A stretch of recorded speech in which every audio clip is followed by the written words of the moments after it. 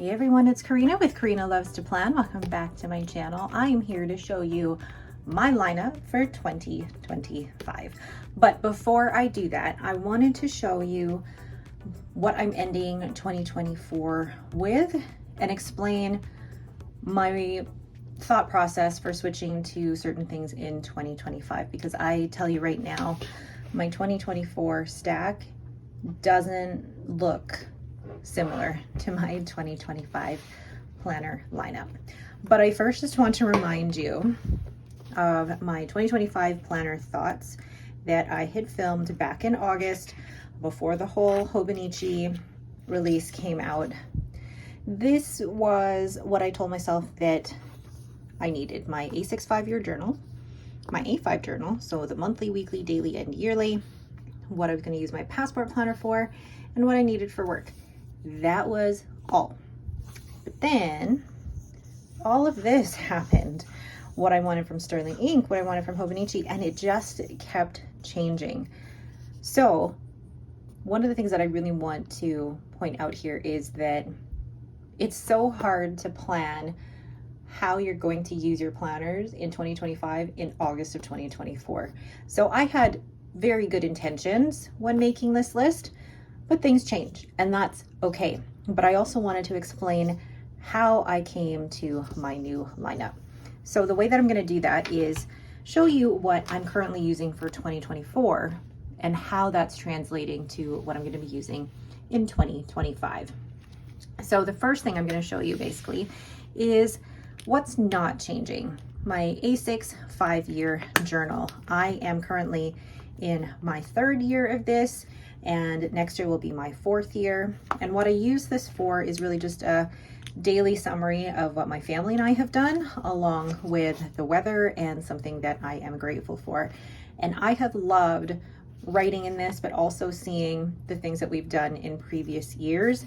It's just been, I guess, I want to say an easy, although I've had trouble with filling this in recently. But it's been one that I've had actually a lot of pleasure in completing and filling out. And I do want to finish this out all the way through to the end of 2026. Now I need to figure out what I'm going to do with this part of the page here, but I'm still very motivated and very inspired to finish this out as an overall 5-year journal of what my family and I have done in those 5 years. So that is not changing. But I don't want to even say but. First thing I want to show you is that when I started 2024, I was using a different planner. I believe I was using a Hobonichi Weeks or a Sterling Ink N2, I believe. I think I was using a Sterling Ink 2. Now I have to look. I cannot even remember. But I was using a different planner for really the first half of 2024 because I worked at a different company. And then at the end of June, I started a new job and decided to buy the Sterling Ink A5 Common Planner. This is the undated half year.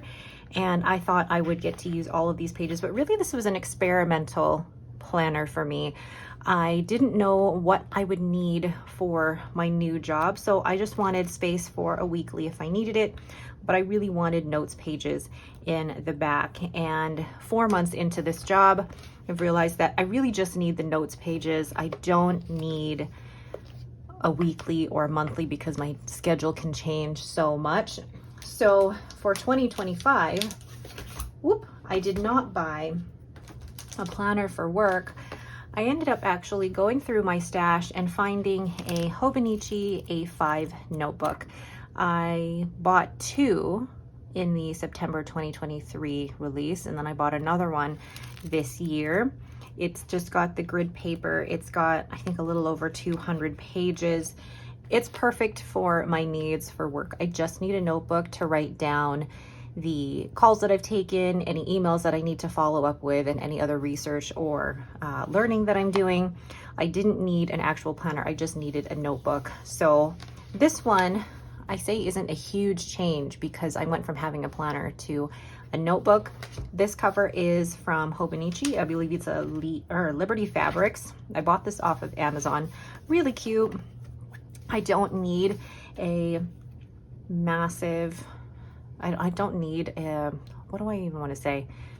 I don't need something really expensive for a cover. Like, I love my Bujo planner cover for this, and I may switch it up, but for work, all I need is a simple notebook. So 2025 work planner is actually a work notebook, going from a planner to a notebook. So that's the first part. Let's move this out of the way. The second part is, this is my 2024 pen and ink journal using the Galen leather A5 notebook, and this has 52 GSM Chamoy River paper. There's 400 pages in here, and I have loved using this to chronicle my pens and inks that I've acquired, let go of. It really is just a timeline of how my pen and inks tastes have changed over time. So I am moving from this to this. I did not buy another Galen leather notebook. I went through my stash of Hobonichi notebooks and decided to use what I have, because otherwise I'm just going to have a huge stockpile of notebooks that I haven't used, and I would rather use what I have. So this is another Hobonichi A5 notebook with the grid paper. Now, this does not have 400 pages like the Galen leather notebook does. I think this has just like 200 or 220. So I decided I would also add this Hobonichi Techo A6 Hone, and this is from 2024. How am I going to use this? I'm going to basically use this as a daily doodle painting Zentangle. And I don't even want to say daily because I don't want to pressure myself in that way, but I want to give myself the flexibility to be able to doodle every day if I want to, or to just play around with pens and inks. And the two together will serve as a pen and ink journal. So what's going to go in here is more the cataloging of, you know, currently inked, new pens, new inks. And then in here will be more of the doodling, which I'm really excited for, because I'm excited to see what this is going to look like at the end of the year. I bought the 2024 one because, one, the cover is pretty, but two, the dates in here don't matter to me. I mean, yes, I could stick to the dates, and the part of my personality thinks, well, all the February doodles should stay in February, and I'll probably do that, but I won't pressure myself to do something every day. This will just be a fun journal, but also I want to be able to chronicle how my painting and my drawing has changed over time.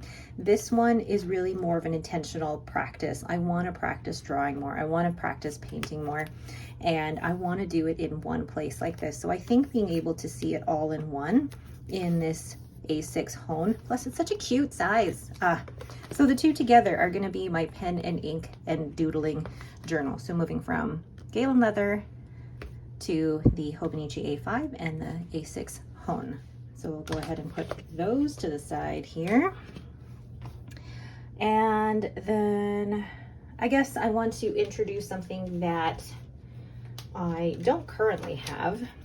I purchased this Hobonichi A6 calendar, and it's basically just the weeklies. I had originally purchased this to go along with the Hobonichi A5 notebook for work, and realized that I don't actually need these weekly pages. And then after watching, I believe it was from Corolla, and actually watching a few other people's lineups as well, I realized I don't have a calendar like this for my whole family. I end up keeping it in my Sterling Ink A5. So I wanted to have something for my family that everybody could just jot in there when any important events were, or like, for example, when, I mean, badminton and ninja are going to be in here anyway, but when my husband has his work Christmas party, when he's going, you know, away for the weekend, or when the kids have like a specific color t-shirt day. I'm just making stuff up, but to have it all in this one place. And this one is basically going to sit on our kitchen counter, and anyone can write in it. Whether or not we keep up with that is going to be a thing, but it'll be nice to start something and see if we do keep up with it and see how helpful it's going to be. This one I feel like was more of like a low risk buy because these are generally inexpensive, and if it works out, great. If not, not a big deal. So this is going to be our family common planner, and I didn't have this in 2024. So next up we have my A5 and my passport, and I'm putting these into one category because what these are transforming into is going to be these. Move this aside here. Now I'll explain how I'm using these. So the passport planner is currently my on-the-go planner. I use this when I am out and about. This actually lives in my wallet, and this is what I use to plan appointments, basically anything that is out of the house. And I don't leave the house that often because I work from home. So when I do have anything, I do make sure to write it in here. But this is also a reference point for me that I can use when actually decorating my Sterling Ink A5 Common Planner. This one has been a fun one to use. It's not one that I've pressured myself to use every week. It's more just a functional on the go when I need it type of planner, and it's been great for that. Then we have my Sterling Ink A5 Common Planner. I have not used the yearly for anything really, or even the goal breakdown, but I do use the monthly for social media planning, which this is for me the best layout for being able to plan social media. And then I have my weekly pages, which are just a weekly overview. You can tell some weeks I'm better at filling it out than others. And then at the back are my daily journaling pages. Now, you can see here that 2025 is changing to a different pile, going from 2. Well, I say 2. The Sterling Ink A5 Common Planner was a half year. So technically in total, there were 3 books, going from 3 to 4, essentially. And I'm gonna explain why, because this one is, how do I explain this one? This one kind of came about last minute, or in the last couple of weeks here. This one kind of coincides with my journaling, and I want to explain this in a more cohesive way. So I'll move this to the side first. But basically, my weekly planning that was happening in my Sterling Ink A5 Common Planner and my social media planning are moving to a Hobonichi Weeks. Did I plan on purchasing a Hobonichi Weeks? Absolutely not. But then I saw this one and I'm like, ooh, pretty. And I remember telling myself, I'm not going to buy anything just because it's pretty. And then I completely went against my own advice. And that's totally okay. But I really love the look of this one. And it came with a cute pencil board. And I love pencil boards. And then I even bought an extra, or no, I bought this one last year. But I wanted to use the Weeks because 1, it's pretty. And 2, it kind of went with the way that I'm switching up or wanted to simplify my journaling. So this went really well with how I wanted to switch up my journaling. So what's going to go in here is, this is the yearly overview. I haven't decided how I'm going to use this yet, whether I'm going to use it for my shop to track sales, to track what I want to release. There's not a lot of space in here, so I don't know if I can do that. I might use this to track my steps. We'll see. Previous years, I haven't been great at keeping a yearly habit tracker, but who knows. Then the monthly pages I will be using for my social media planner. And then the weekly pages I'm going to use as my weekly overview, but also a little bit of an on-the-go planner. So I might use this as an on-the-go, or I could use the yearly overview as the yearly overview as an on-the-go to kind of keep track of appointments. I mean, that's going to be a little bit difficult since this is in Japanese and it's hard to tell what the days of the week are, but I will find a purpose for this. That's fine.